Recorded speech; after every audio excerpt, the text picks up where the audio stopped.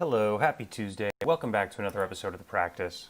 This show is an unrehearsed look into my creative process. I'm Stuart. I'm a 3D artist, illustrator, and your pal, and I'm excited to have you back for another episode. Back from a little hiatus. We've finally moved back in Pennsylvania. Feels good, a lot of work. Appreciate you bearing with me as we made that transition. Had a couple of pre-recorded videos to sort of tide you over there, but we're back. Happy to be, settling back into a studio. No audio, no video stream today, since the studio is a mess and I haven't quite figured out lighting setups and everything in here. Just sort of getting things back up and running. But in the meantime, I'll just mention briefly that if you want to support the practice, you can check out the link in the description below and potentially consider donating. We'll take, one-time donations if you want to buy your friend a beer here. And if you want to get involved in the Discord server or, take advantage of other perks, you can check those out. Consider donating on a monthly basis. So let's dive in. You might notice that we've got sort of a slightly different window setup than normal here. I've gone ahead and upgraded to Octane. And so I've got sort of some of my Octane settings set up in my window here. I've got this little preview window. And today we're gonna do a little bit of playing with Octane and specifically one of Octane's objects here called the Octane Scatter, which is super interesting. One of the things I like most about Octane is that we can just fire it up and get a little preview, like a live render preview area, which is what's going on here, which is really useful to just sort of see a live on the fly preview of what you're going to be working on. So let's go ahead and start playing with this scatter feature. What I'm going to do simply is add a capsule. Since there's going to be thousands of these capsules in the scene, I'm just going to make them a little lighter in terms of polygons. What's up, Seb? Thanks for tuning in. Let's see, so for height segments, we'll only need one. Rotation segments, let's call it 18. And for cap segments, let's get that down to, say, 5. Looks fairly smooth. These are going to be pretty small for the time being. Then what I'll do is I'll just add an Octane Scatter to the scene, throw my capsule in there. And this acts much like a MoGraph cloner set to object mode. Nothing happens automatically, but if I select this scatter, what you'll see is in here there's an area for a surface. I'm going to drop that landscape into the surface, and you'll see, and you know what I'll do is I'll add some lighting to the scene so all of this becomes a little bit easier to see. I'm going to do that just by adding this Octane Sky. Angle that down a little bit. You can see that this capsule has been cloned on each vertex of this landscape that I've created. Now what I want to do is alter this slightly. So instead of having the distribution be on the vertexes, which arranges them into this neat grid, or whatever your topology is, I'm going to set it to surface. So now I'm just going to clone it randomly sort of across the surface of this landscape. Let's go ahead and modify this landscape slightly. I really like to bring the plateau level up. Oops. Yeah, the plateau level up and the sea level up. Sorry, plateau level down, sea level up. It gets you sort of a more rounded surface here. I'm going to turn the fine furrows down a little bit. Turn rough furrows up a little bit. Got this nice bubbly sort of hill there. All right. You can see automatically that we're looking pretty cool here, and we've got this scattering effect going on. Now, what's cool about Octane Scatter, what I've discovered so far, is that it's extremely stable. So we've got 1,000 here. If I go to like 100,000, that's a ton of clones, and it's still pretty darn stable. I think we go down to 10,000 and have just a whole gang of clones, and everything's still running pretty smoothly, which is cool. So let's play with this. You may have seen, if you follow me on Instagram, you may have seen that I've been playing with some images that are sort of like this. And a lot of that sort of heavy lifting has come from this Octane Scatter. Some of them have been called procedural landscapes, which is sort of what I've been working on. Now, what I want to do here is set this to a square format for now. I've been playing with Octane for a few weeks, and I wanted to get used to it before I started live streaming with it, because there's some things that aren't necessarily the same as Cinema, and I wanted to, get used to them before I started sharing that. One of those things is that this whole live preview window, this shows kind of everything that's going on here. What I like to do is set this to my ratio, then hit this little lock button.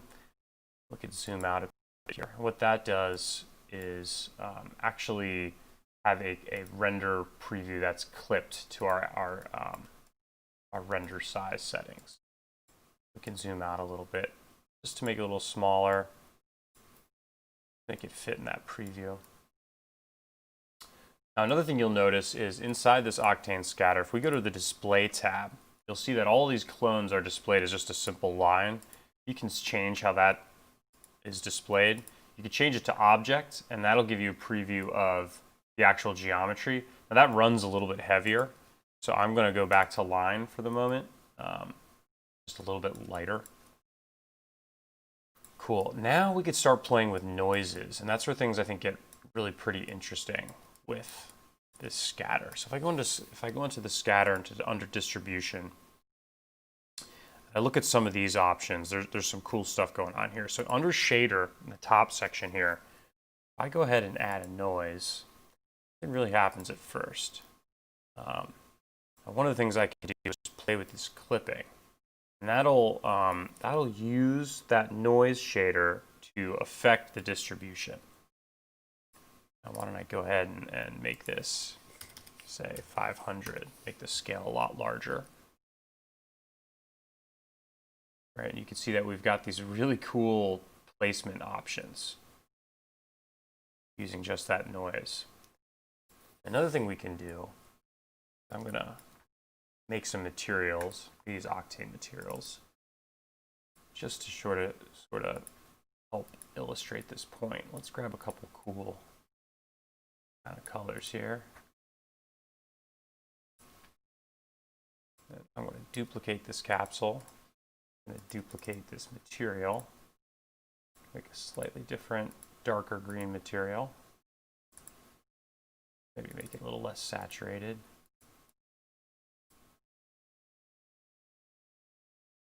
Right.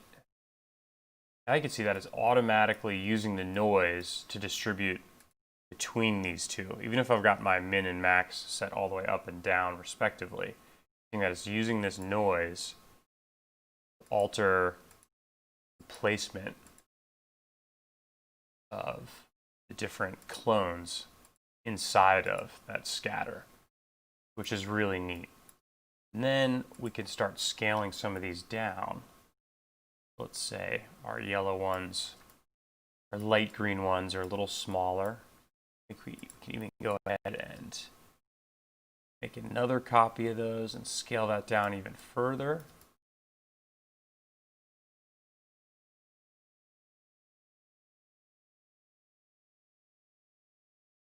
Let's change the seed. We're not really seeing that a lot. There, now we can see our tiny little guys. I think I went too small on that, so let's make this dude a little small, a little taller.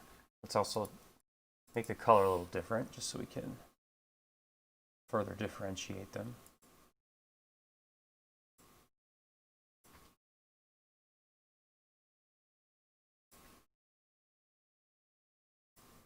I'm also going to make the ground color the same there. What's up, Ben? Yep, digging into Octane for the first time this week. I'm really playing with this Octane Scatter, which is one of my favorite features of it so far. And people think of Octane just as sort of a rendering engine, which it is, and it's really powerful in that regard. But what people don't realize is it also has a bunch of additional objects, some of which I know better than others. So, it's got custom materials, it's got, custom lighting, but it's also got really nice camera presets that we'll play with a little bit later. And then one of the other things that I really love is this the scatter object, basically like an object cloner. So another thing we could do is we could hit keep away a little bit, and that's sort of like push apart in MoGraph. That's going to prevent, objects from intersecting to a certain extent. I've done that a little bit. Oh, modify these colors a little bit. Let's go a little bluer here. Greener there. A little less yellow here.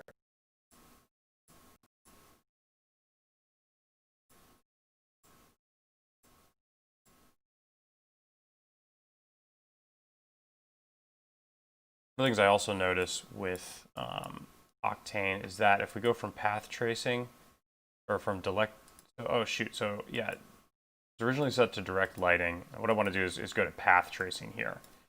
The lighting quality always seems a little better when we do that. And if we open up our settings, by default, I was playing around in this file before we started here. By default, this is set way, way high. So I brought that down to like 720 just so it would render a little faster. We can even go to 540 for now, just kind of get a preview going. But you'll see that by default, we've got really great, like a really great bounce to the light. You can see that the lighting is sort of bouncing off and giving us some reflective lighting around some of these capsules. And for the amount of clones we have, it's extremely fast. So quality is high and the speed is fast. That's exactly what you want. What's up, Chris? Yeah, it has been a couple weeks. The move did go pretty well. We arrived in one piece with a lot of effort, but here I am in PA now, starting to set up the studio. As I mentioned at the beginning of the stream, no video today. It'll probably be a few weeks before we start doing video again, just because the studio is a mess and the lighting isn't so great in here. It might take a minute to get that part up to speed, but we're streaming again anyway, so that's positive. All right, cool. So what I think I want to do is add one more level of sort of bump, let's call it, we're working with here. Our largest and our darkest. So I'm going to take one more copy of that capsule. I'm going to scale it up a little bit. I make it taller too. So it's not so much fatter, but it is a bit taller. Put that last color on it. Now you can see that some of our, there we go. Here's our tallest one. Some of our objects have sort of been pushed off now that we've got 4 in here, but that's cool. What we can do is we can adjust the high and the low clip inside of our noise to make sure we get a distribution that we like. I'm going to bring the scale down just a little bit. Maybe call it 350. Whoop, not 3500, 350. Yeah, so that's going to give us a little bit more variation there.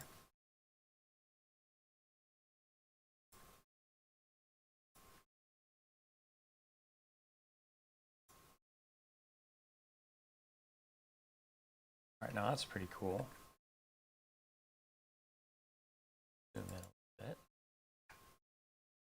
What else? What else can we do with this? Another thing we can do is we can choke off this minimum or maximum point. So we can choose the areas where the cloners will and won't appear. And you can see that they also conform to where the noise is lightest.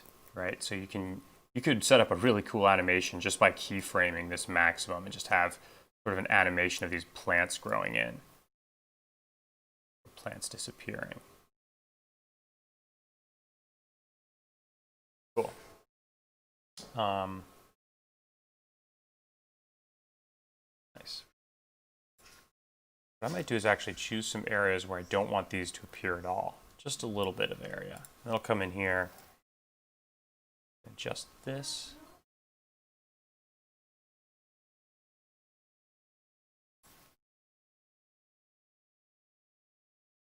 Bring it a little bit back. What I like about this is it allows me to have, like, call this a forest. There's like clearings in the forest, and then the trees get bigger as they go towards the more densely populated areas and the larger areas. So you can really control this in a beautiful way. You can also make it disappear from the other end as well. What I want to do is go in here and push up that high clip a little bit. So that way we're getting some of that those higher segments as well, our larger cloner. Now, we can also use these parameters to adjust the position, the scale, and the rotation of these guys. Now, if I just go to scale and hit a link to distribution, it's going to automatically kind of do that. That's useful. What I'm going to do, though, is I'm going to bring in the shader here for a little bit more sort of control. Now, what I'm going to do is I'm going to like reverse the sequence here. My lights are darks, my darks are light. And that kind of gives me an opposite effect of what was going on with the original shader.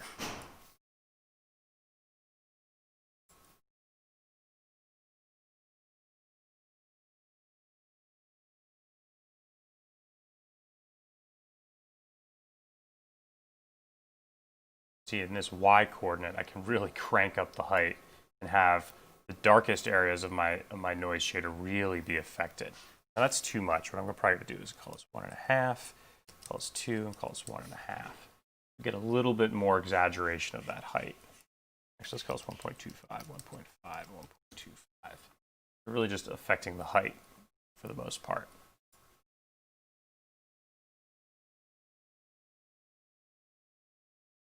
Because of that, I'm going to make my largest bones a little bit smaller.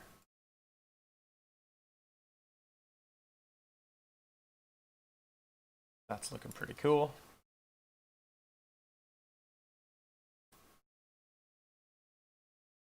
What else? I can also do this with position. So what I'm going to do is I'm going to drag that shader down here again. I'm just going to affect the Y coordinates just a little bit.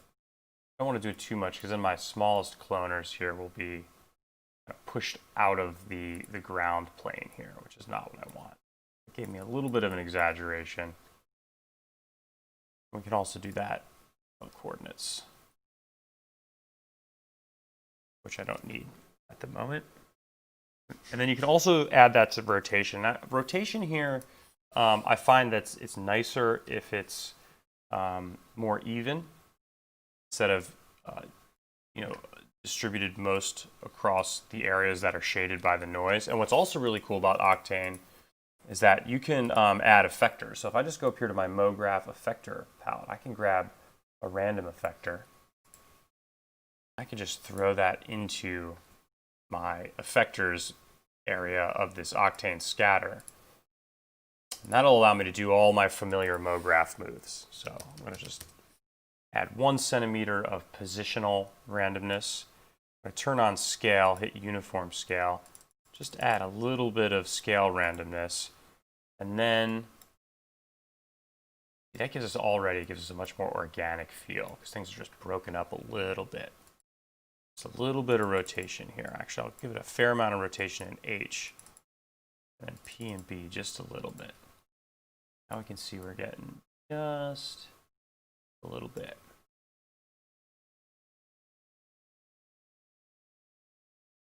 All right, cool. Kind of like that coming together. I think perhaps that this is a little too tall. Bring down the height of that a little bit. Now it does, we're starting to get the feel of pretty organic landscape, even though we're using these very simple primitives. Dig it. Now what else we can do? I got a couple ideas. First, let's go for a slightly less saturated, slightly more realistic range of colors.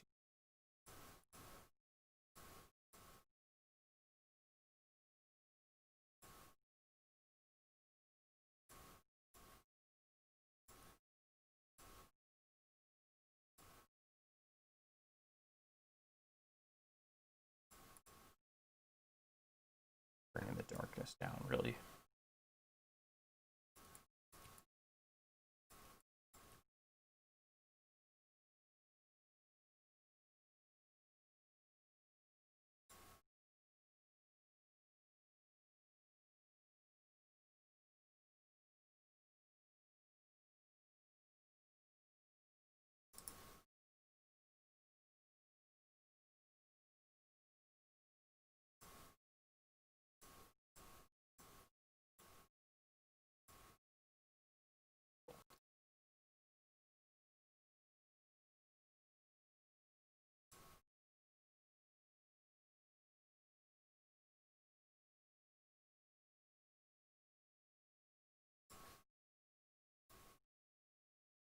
All right, now what I want to try and do is add some different shapes. So let's model a really simple tree, and we can add some variation to the types of objects that are being cloned across here.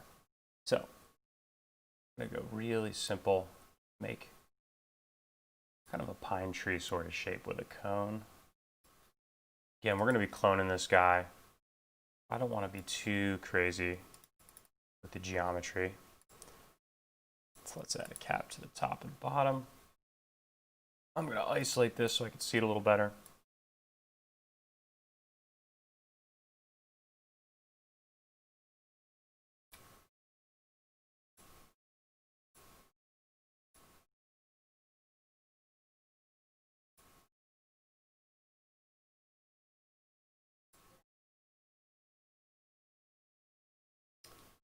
See.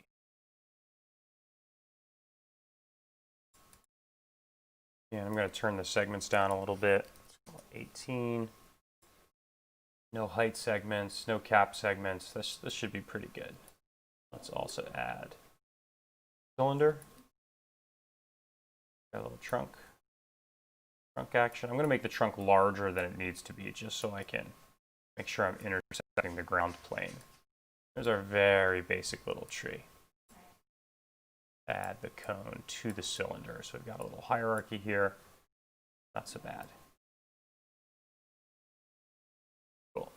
Let's bring back the rest of our scene. Our tree a little smaller. And I'm going to add another Octane Scatter. I'm going to add the tree to that, and then I'm going to use the same landscapes as the surface. Boom. Now I've got a whole ton of trees. Let's go to surface, and then the count. Let's turn this down. Let's say 500 for now. Let's call it 50. Right. Now we've got some trees. Now we see they're kind of in the middle. They're not exactly how we want them to be positioned. There's some different stuff we could play with here. So in terms of position, let's just push them up.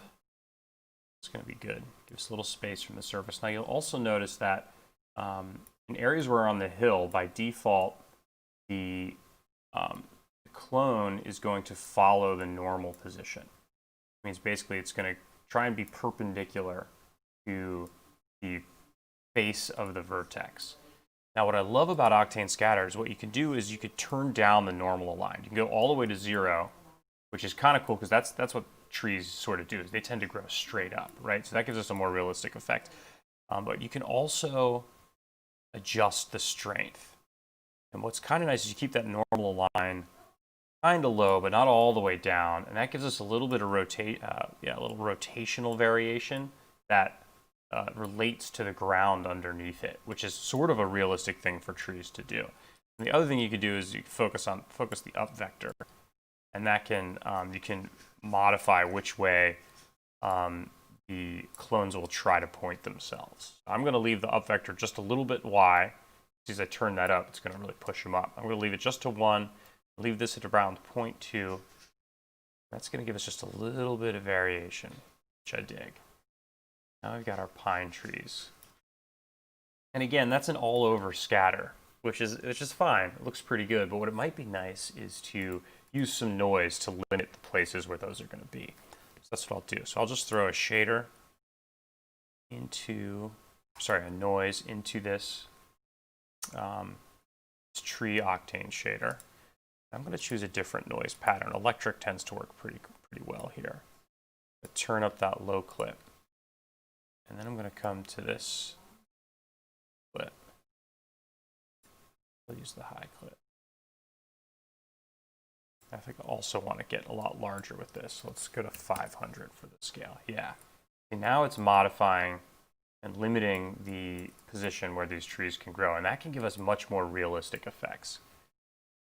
Let's see. Let's just change up the seed here. That's the scale. Oh yeah, with electric it actually doesn't give us seed options. Let's just play with the scale. 100. They're just pretty good actually. I like that.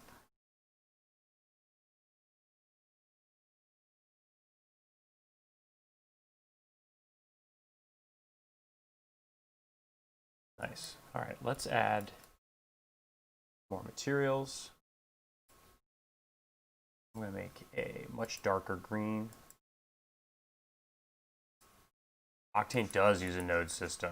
I'm not going to get too far into materials today, but if you click this little node editor, there is a ton we can do. In fact, maybe there's one little thing I'll do with the node editor. Yeah, Octane buddy, what's up? We can get into that in a minute. Actually, let me. I'll use the node system to add some randomness to the color of some of these clones here in a minute. But I'm not going to get too far into that today. So now we've got some trees. Make another copy. Let's get sort of a brown trunk color. I think that this is probably a little too dark. Lighten that up.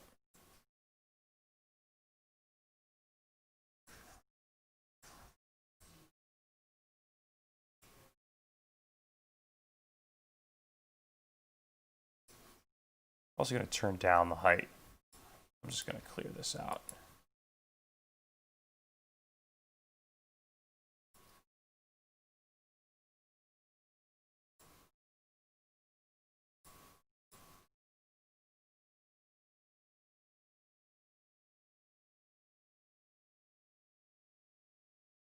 Another thing I could do, which might be interesting, is to copy this shader, paste it here, right? So now we're using the same thing, same shader for both. But I could limit these trees only to the clearings by adjusting these the clipping. I could limit these trees only to sort of the low spots here, which is interesting. So if you wanted, to have plants or certain clones, appear in opposite areas from one another, this would be a way to do that.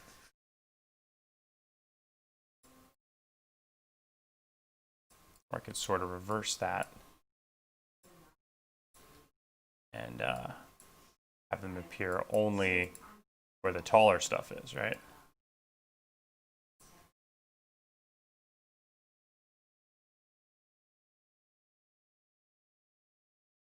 Right? Sort of thing, which I think works.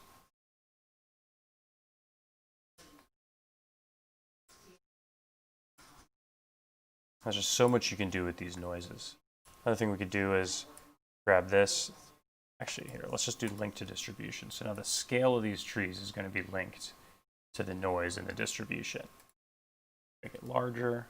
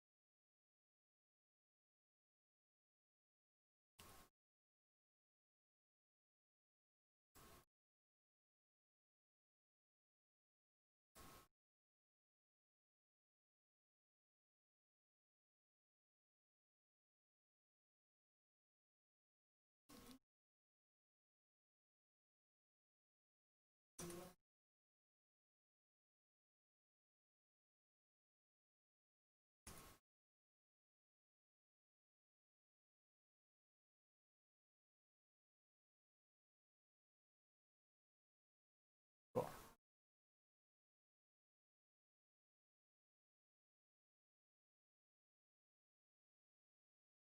All right. What next? Now, okay, let's play a little bit with this node system. So I'm going to hit this node editor. We've got these different channels. The diffuse type of material in Octane is the simplest. What I want to do is, where is it? Random color. This would be a nice way, a simple way to add just some variation to the colors of these clones. If I pull this random color right into this diffuse, see that by default it's going to go between black and white. Just randomize the color of these clones, which is pretty cool. I don't want to go from black to white necessarily. So what I can do, let's see if I get an octane gradient that I want to do. Drag that in between the two. And I think I can modify colors between those two. Yep. Sort of a dark green, lighter green, right? Now we've got some nice randomness. The other thing I can do is just turn that down a little bit. So I could turn it all the way off. Here now we've got just a little bit of variation in the color of these guys, which is great. What I think I could do is just copy these, edit.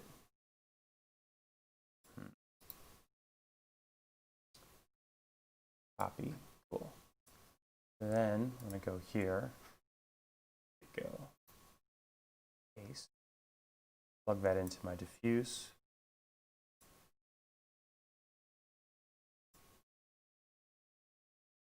And go ahead and modify these colors a little bit.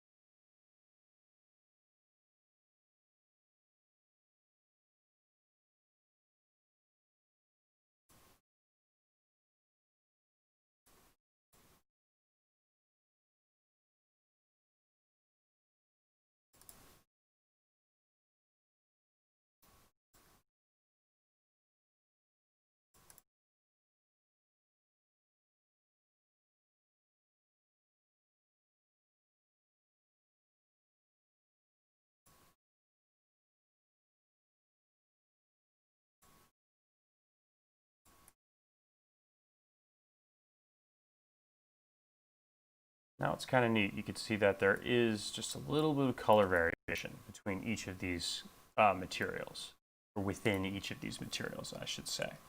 Let's do that one last time with the trees. Bust out our node editor. Won't let me paste, which is weird.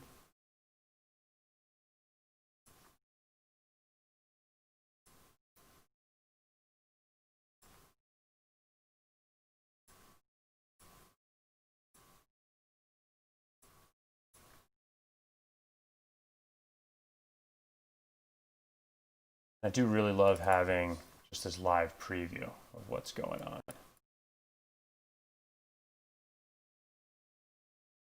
Really tell immediately. That immediate feedback really helps. And it's just a little bit of subtle color variation. It's a little darker. Actually just back the whole thing down. Right? And just a little bit of color variation actually goes a really long way.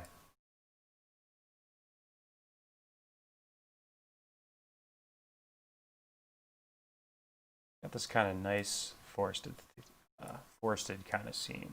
And the really neat thing is, this is all procedural, right? So if you wanted to have a different look, just come in here, say, let's call this 500. Let's see what 500 gives us, right? Now, bear in mind, I'm going to copy that, go to that shader, also going to go to this shader, 500, right? This shader, call it 500. Boom, there's a whole new scene. Actually, 500 wasn't a particularly beautiful one, so let's go back into this shader, 501. See what we got. Try 502.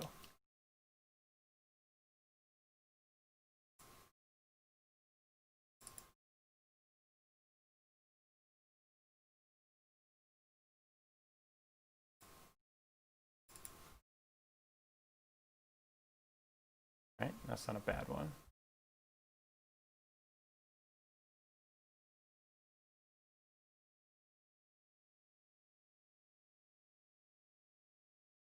All right. Let's play with lighting and the camera setup a little bit. Pick a nice position. I don't like this clearing.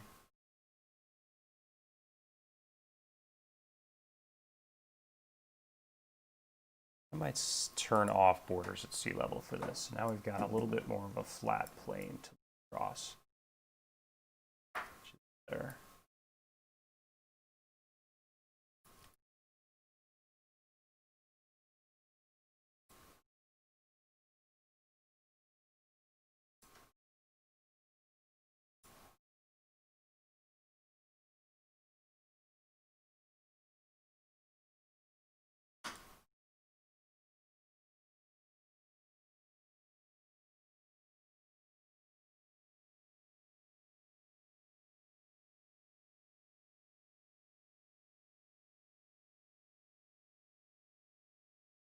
Not loving that angle of the lighting from this camera view. We can just rotate this position.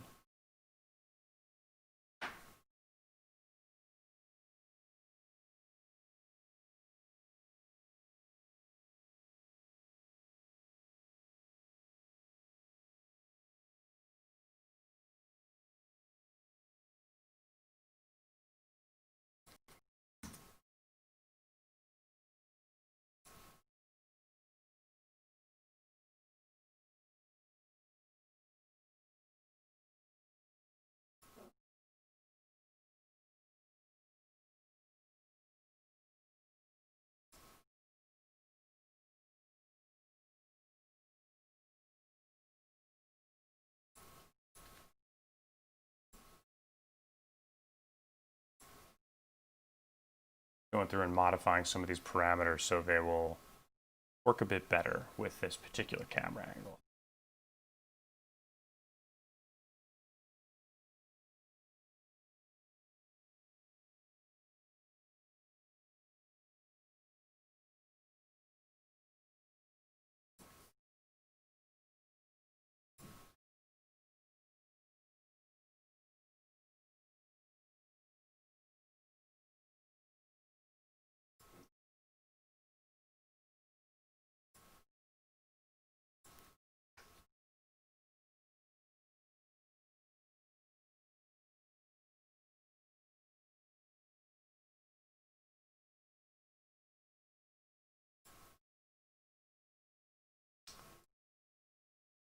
I think what we should do is just use a random effector to add some additional randomness to the size and shape of these trees.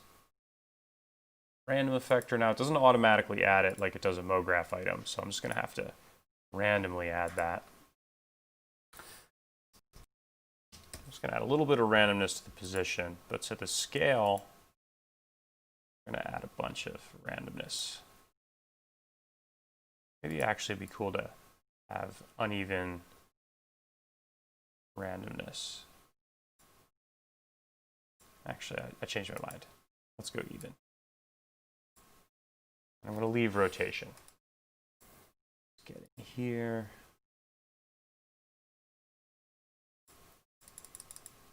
Add a few more.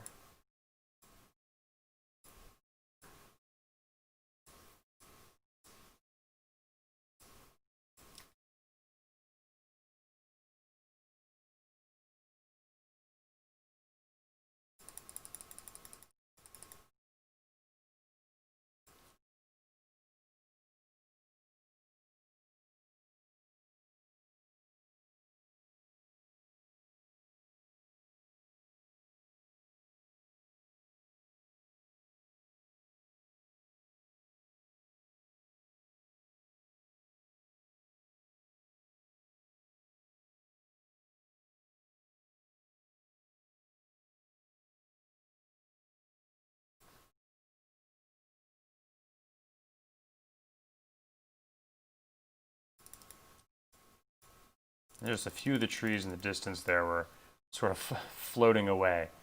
So what I did is just change the position of the cone on top of this cylinder. Works a little better. Realizing we could go much lower on the rotation segments of that sphere, or that cylinder rather. There we go. We're starting to get somewhere. I'm not loving, I'm gonna change the noise on this. I'm not loving the placement of these trees. I think I'm gonna change the scale big way.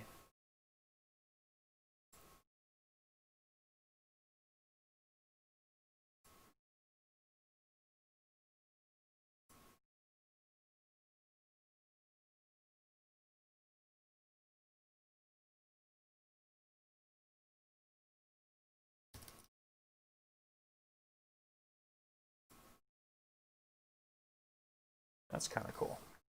That want to work for me.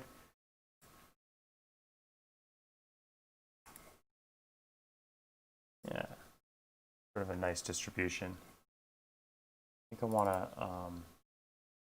turn up the difference in the color here a little bit. By that gradient.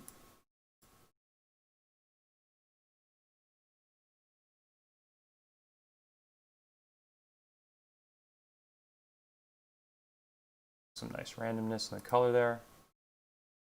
Down just a touch. Cool.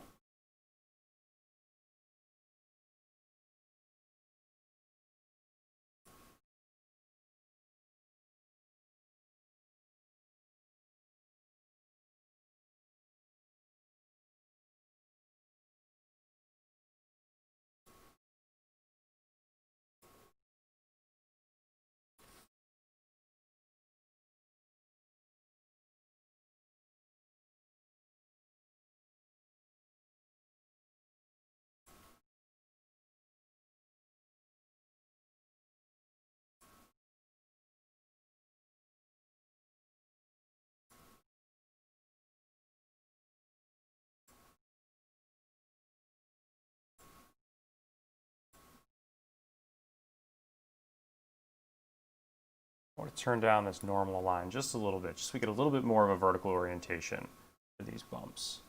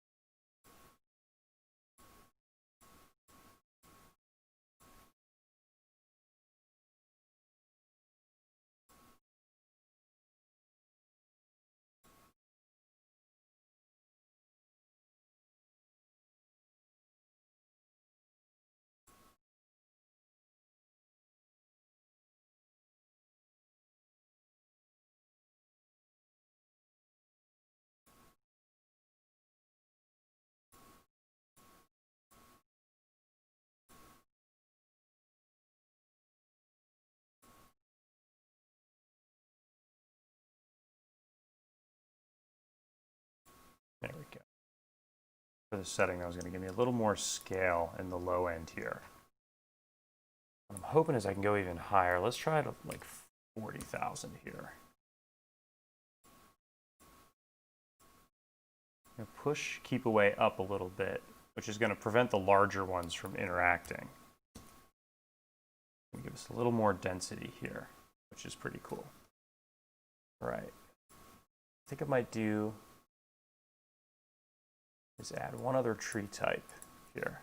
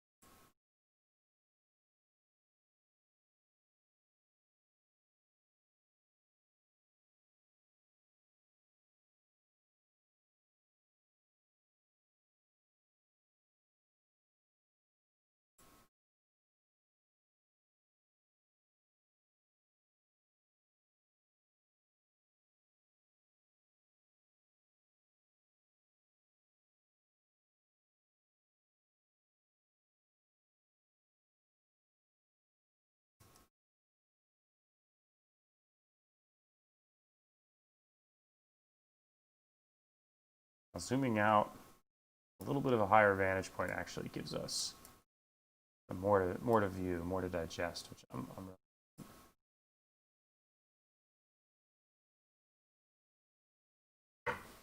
all right. We want to inject a little bit of a different color in here.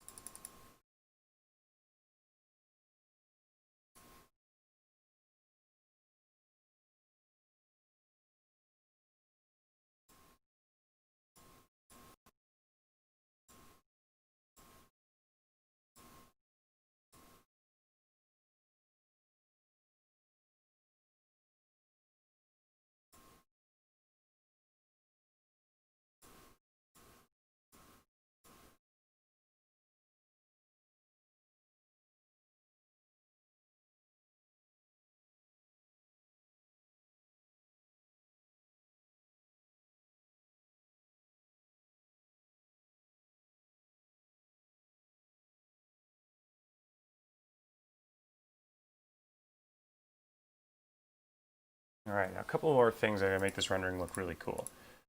First of which, we can go into these. I'm going to adjust the angle of the sun just a little bit. That perhaps. Now if we go into this Octane camera tag, do a handful of things. First, I'm going to go to this camera imager and enable that. What I can do is turn the exposure up a little bit, bring the gamma down a little bit for a slightly higher contrast image. Kind of nice. Turn on maybe a little bit of vignetting, built right into the camera, which is cool. You can mess with saturation. I'm just going to leave set at 1. So that's nice. Another thing we could do is we could turn on post-processing. You can add a little bit of bloom right in the camera, which is always fun. Turn that cutoff point up a little bit. Got just a little bit of bloom.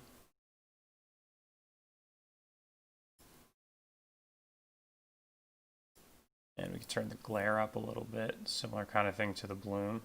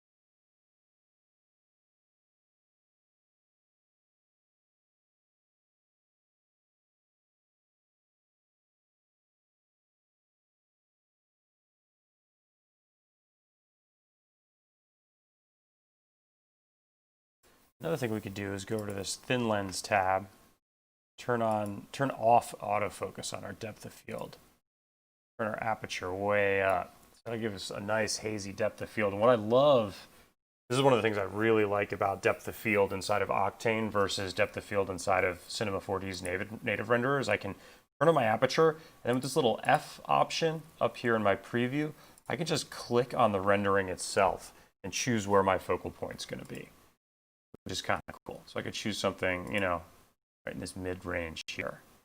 Just turn up the aperture to say 4. That gives me some really nice soft depth of field. And then we've got these little tiny bits of detail in the middle range here that are nice and sharp, which I think looks great. We can distort the lens a little bit, this kind of thing. I don't think we need to do perspective correction. Kind of neat. I might use a little bit of that.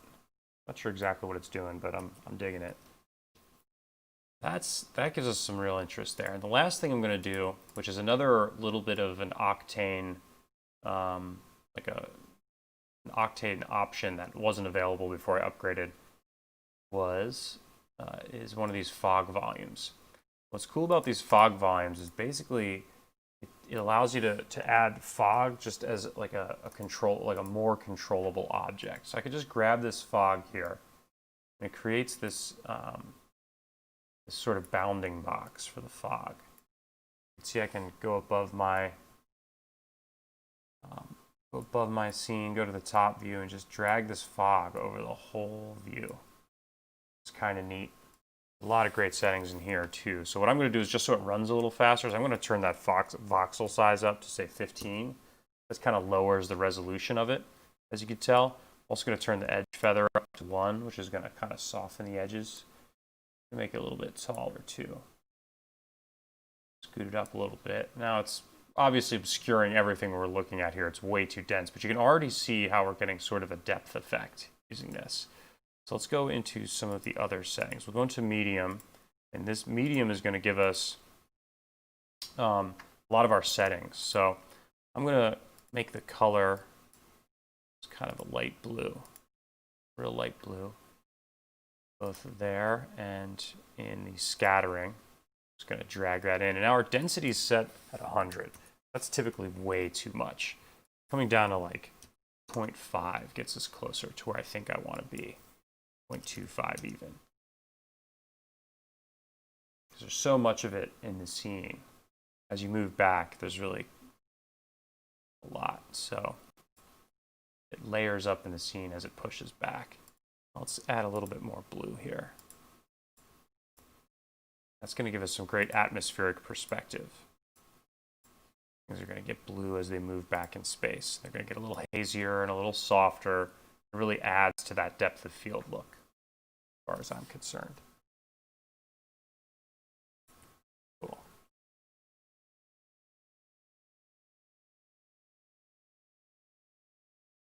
What you could do is, if you didn't want it messing with your foreground here, what you could do is you could just pull the volume back and have it start sort of after your sharp midground.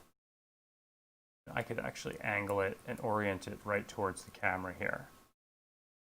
Right? You can see in here it's only really in our background.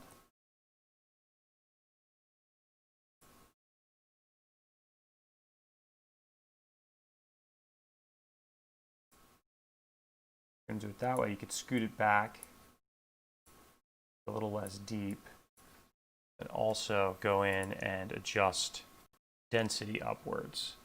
That's really only going to affect the further points in our scene.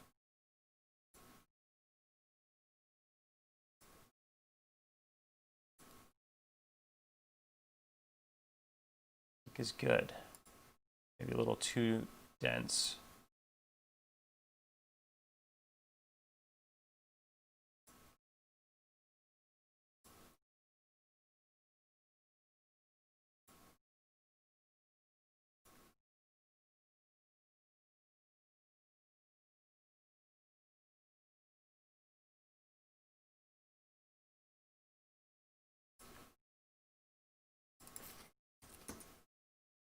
Turn the density down even a little further.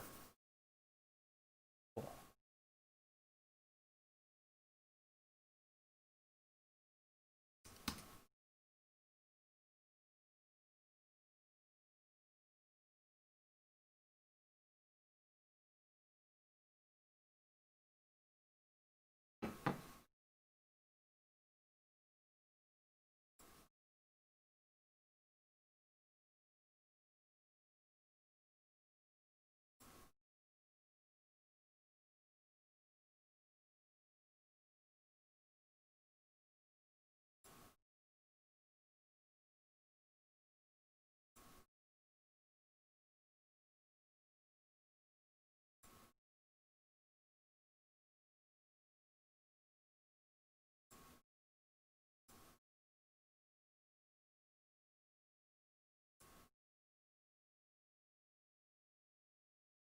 Cool.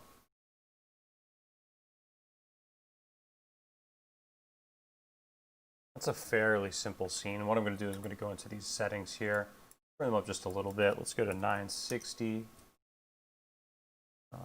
Let's turn on adaptive sampling. Basically going to focus on areas that have more noise in them. Go to our final output size. I'm going to say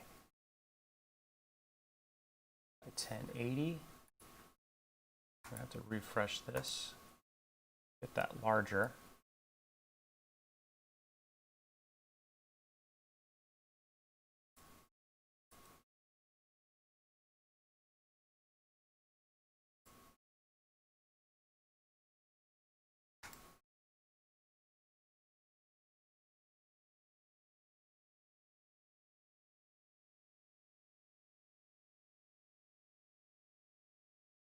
Nice.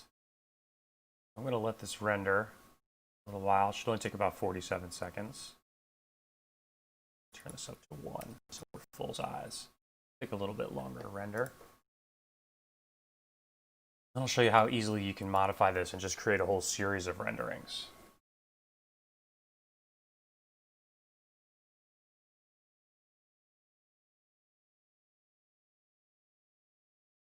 I actually do as well. Why don't I do this? I'll just turn on Octane Renderer.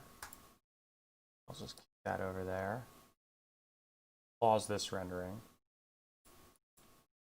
Have my rendering going over here. Good. Then I'm going to go back to my normal view. And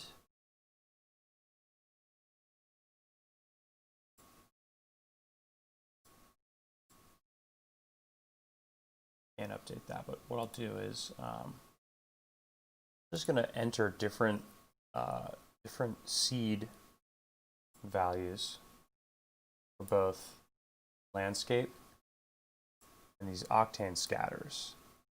We're just going to get a totally different look, which is really neat. Get totally different renderings.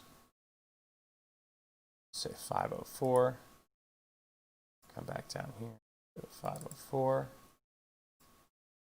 These guys. I'm going to also turn off volume visibility, which is a little bit easier to see that. Still appear in the rendering. So there's that. There's that rendering. I'm going to hit Shift R and get another rendering. See, look at this.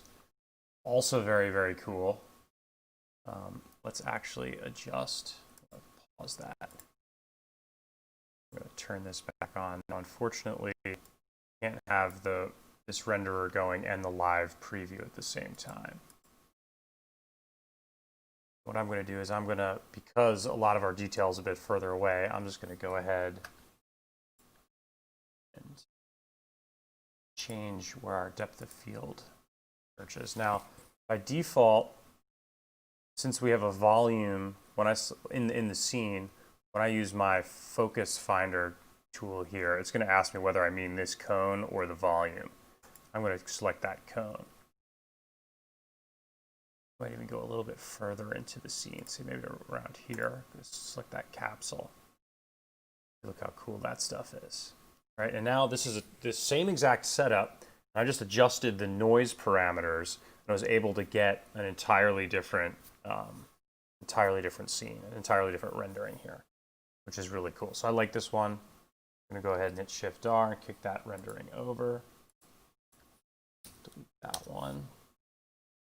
Go ahead and save this out. Ping.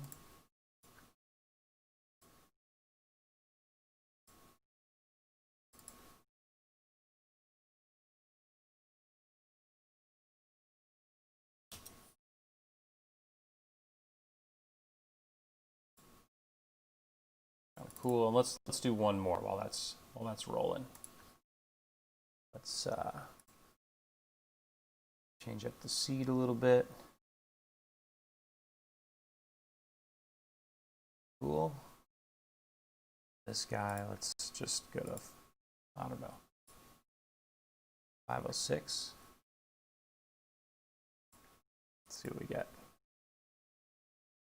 506.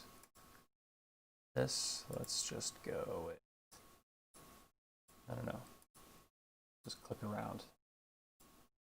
We get some of those.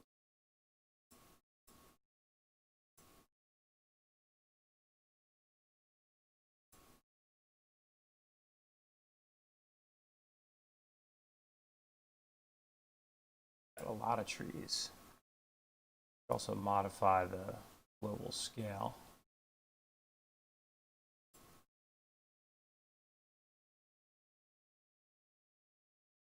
Turn it down a bit, and that'll give us sort of more densely populated areas.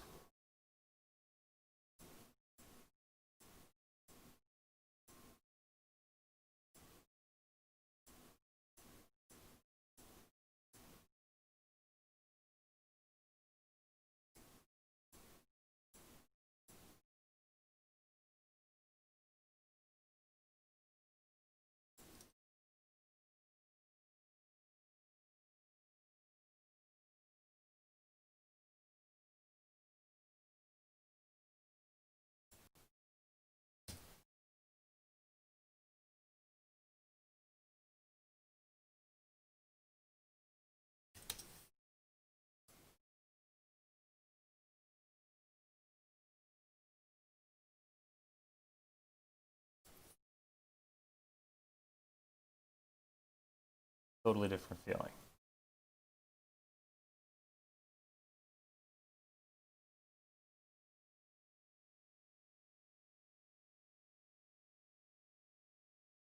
And I think the second one is my favorite. Love the way that Octane handles this huge amount of clones. You know, relative ease. I'm also live streaming at the moment too, so it's, you know, really something the computer can handle. And we've got this guy, you know, 60,000 clones. Really a fair amount. Done rendering here. There's lots more Octane stuff that I'm learning that I can share as I get a little better at it. I thought this was a great place to start. Simple nature scenes using the scatter object, and they're all procedural too, which is really cool. So that guy, that guy, guy.